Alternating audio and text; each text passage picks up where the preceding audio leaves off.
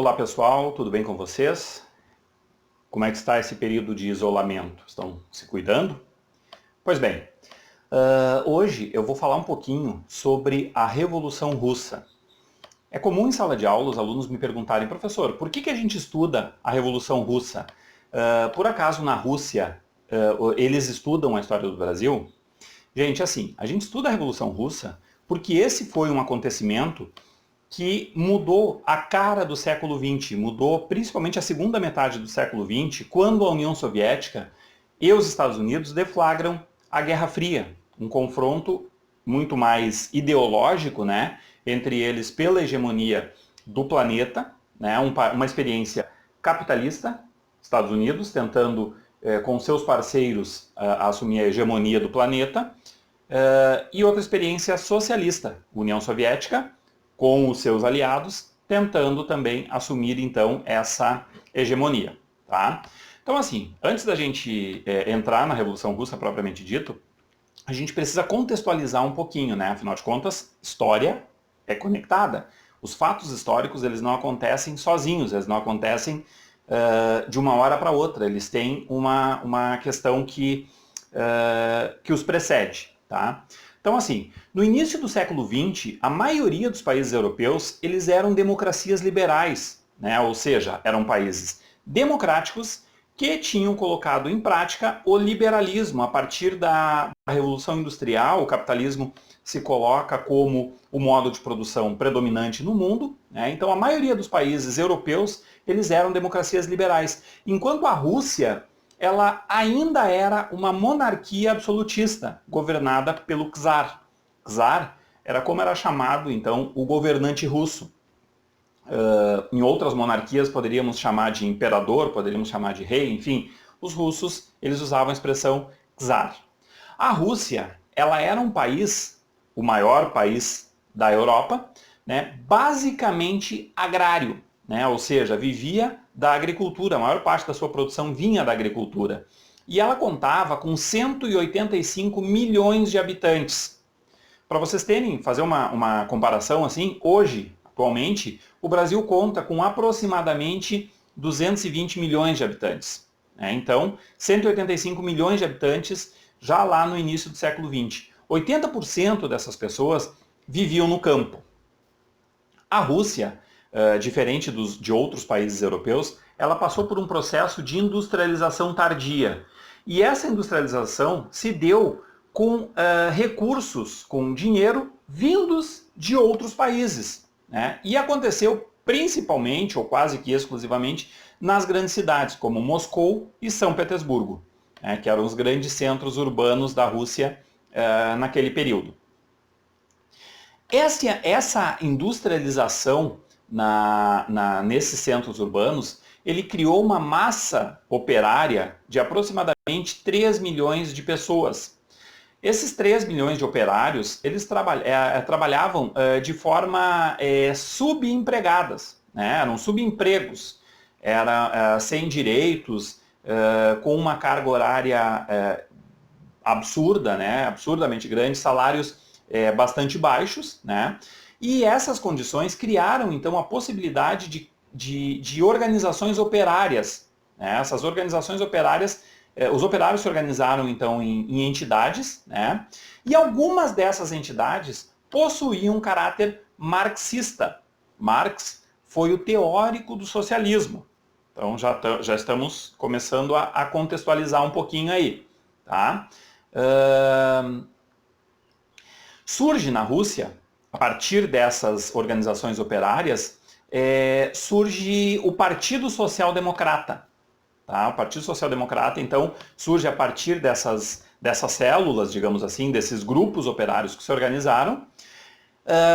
E em 1898, final então do século XIX, o partido é desarticulado pelo governo, pelo czar, pelo governo do czar Alexandre. Então ele desarticula, ele acaba com esse partido político e os seus líderes eles são expulsos da Rússia. Tá? Entre esses líderes, a gente pode citar o Lenin, que foi, depois seria mais tarde, aproximadamente 20 anos depois, seria o líder, o grande líder da Revolução Russa. Só que esses líderes que foram expulsos da Rússia, então, eles, fora da Rússia, eles começam a organizar o partido, ou continuam militando, digamos assim, na causa operária russa, né? E contra o czar, mesmo fora da Rússia. Só que em 1903 ocorrem divergências de pensamentos dentro do partido, e esse partido ele acaba se dividindo, acabam surgindo duas alas. Surge então a ala menchevique, que significa minoria, e a ala bolchevique, que significa maioria. Os mencheviques, então, eles defendiam uma aliança com a burguesia russa.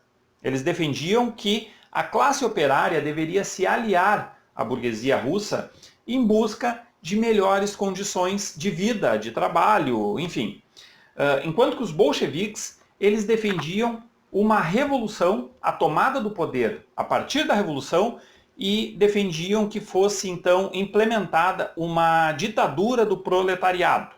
Tá? Proletariado, a gente viu ali capitalismo e socialismo, né? Proletariado dos trabalhadores, então. Bom, isso em 1903, tá?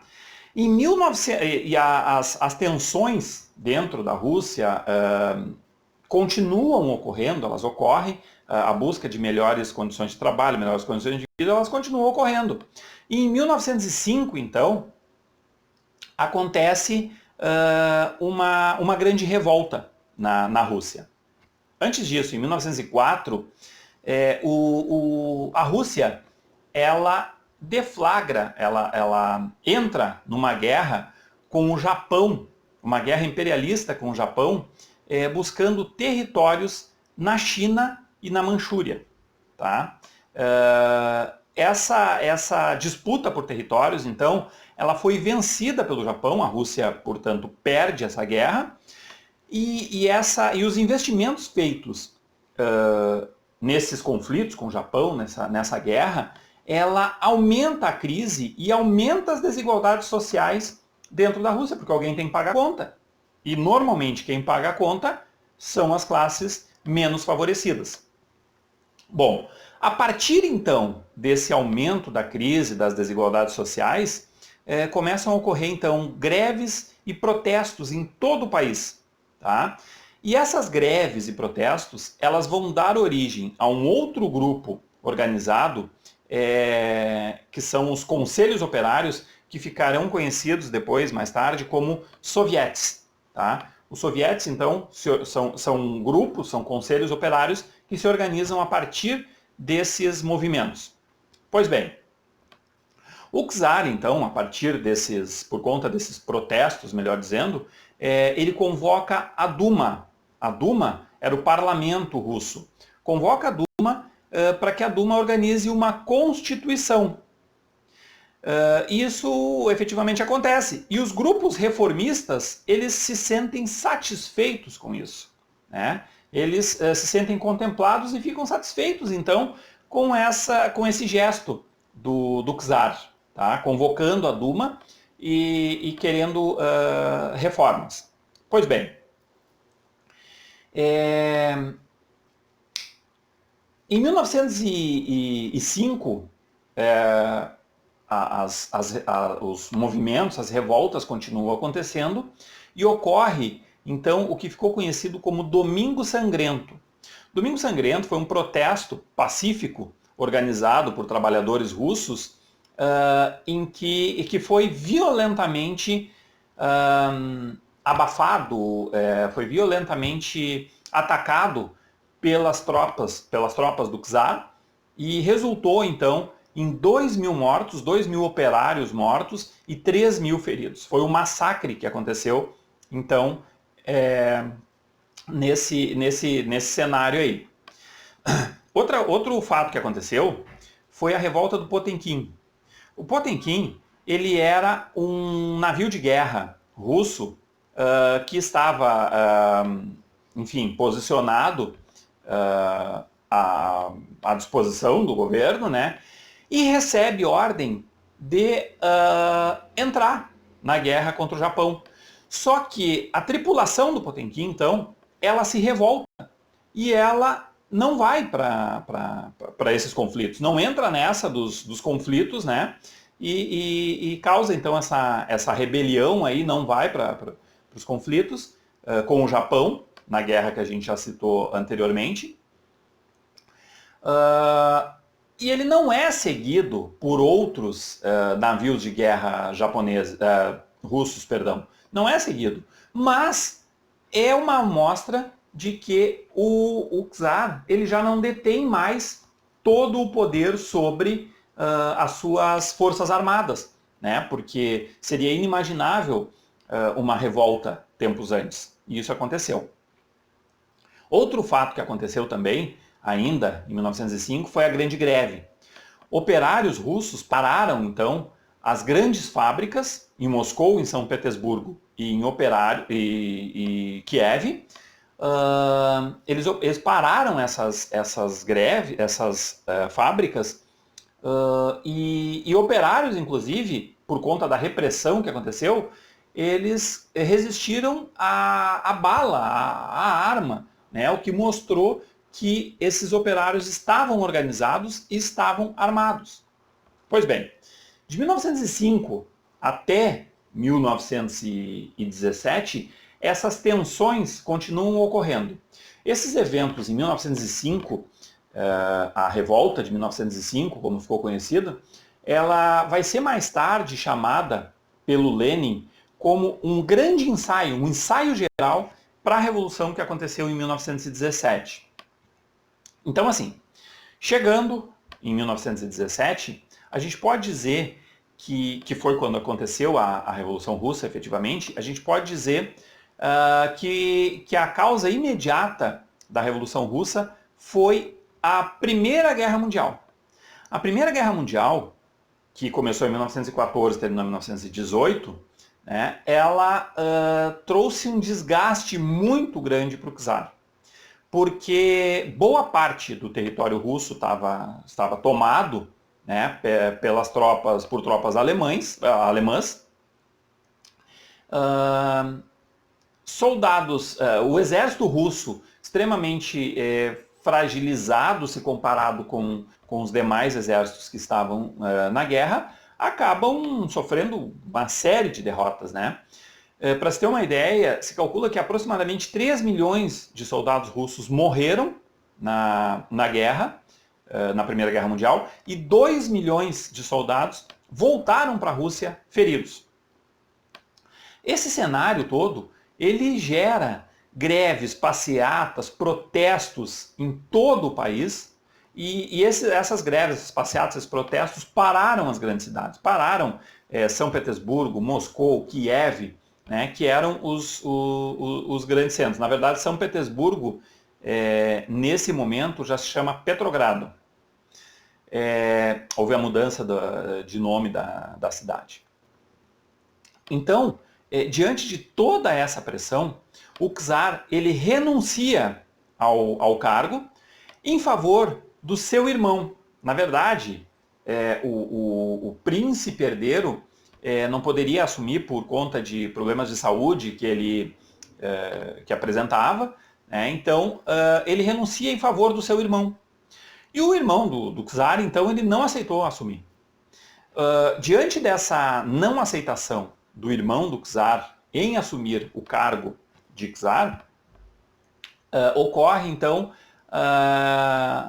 que a Duma, o parlamento, que a gente já falou anteriormente, ela forma um governo provisório. Esse governo provisório ele foi liderado, então, por Kerensky. Kerensky era um líder menchevique, né? Era um dos mencheviques. Esse novo governo, então, contrário ao que a maioria da população esperava, ele mantém a Rússia na guerra, na Primeira Guerra Mundial. A população russa queria a saída da Rússia da guerra. Isso não aconteceu. Então, manteve na guerra e os bolcheviques cada vez ganham mais espaços dentro do governo. Só que essas derrotas causadas na Primeira Guerra Mundial começam também a enfraquecer esse governo provisório da Duma. E os bolcheviques passam a ganhar espaço, então. Aqueles que defendiam a revolução e a ditadura do proletariado passam a ganhar espaço diante da opinião pública. O Lenin, que é um dos líderes bolchevique, vai ser um dos líderes da Revolução Russa, então, ele escreve o que ele chamou de Teses de Abril, tá? Que, resumindo, foi um documento que defendia paz, a saída da Rússia da guerra, terra, reforma agrária e pão, né? Comida para o povo. Os bolcheviques, então, a partir dessas teses de Abril e desse movimento de desgaste, que causa um desgaste no governo de Kerensky, eles cercam a cidade de Petrogrado, antiga São Petersburgo, né, e conseguem, então, derrubar o governo provisório da Duma. A Duma é dissolvida e o poder é assumido pelo Conselho de Comissários do Povo, que é presidido pelo Lenin. Tá? Então esse Conselho de Comissários do Povo, ele convoca uma Assembleia Constituinte, né? Convoca, então, a realização a criação de uma Constituição. Essa Assembleia Constituinte, ela dura um dia, porque o Lenin se dá conta, né, e o Conselho se dá conta, que, na verdade, o que essa Assembleia Constituinte, boa parte dos seus membros, era contrária ao governo do Conselho de Comissários do Povo, né? Então eles dissolvem isso. E o governo passa, em definitivo, para o Conselho. As ações imediatas do Conselho, então, após a dissolução da Assembleia, são a retirada da guerra. É assinado um armistício, então, entre a Alemanha e a Rússia, né? A Rússia se retira da guerra. São confiscados 150 milhões de hectares de terra da mão da nobreza russa, da antiga nobreza russa, e da igreja ortodoxa também, né? 150 milhões de hectares, então, são confiscados dessa elite e distribuídos para camponeses, né? Essas terras, então, essa grande reforma agrária é realizada, assim como a estatização da economia. A economia, então, ela é estatizada, ela passa para o controle do Estado, aquela ideia de que o Estado não deve interferir na economia, que a gente já vê a primeira grande ideia socialista colocada em prática, né? Ocorre então a estatização da economia, a economia vai ser diretamente ligada ao Estado e ocorre a nacionalização de empresas estrangeiras. Então, empresas de fora da Rússia que atuavam na Rússia, elas são nacionalizadas, elas passam a fazer parte, então, do governo da economia russa. Em resumo, é isso, tá? Até o momento da Revolução.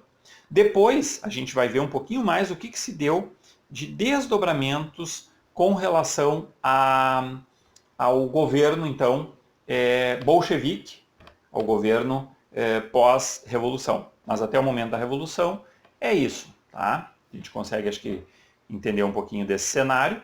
Tem alguns vídeos que podem ser assistidos aí, que contam com imagens esse momento da história, né? E uma série de textos, livros que podem ser lidos também, que contam um pouco disso. Tá bem? Acho que é isso, tá? Cuidem-se aí nesse isolamento, né? Esse vírus não é brincadeira, não é uma gripezinha, e espero que logo, logo a gente possa se encontrar aí presencialmente.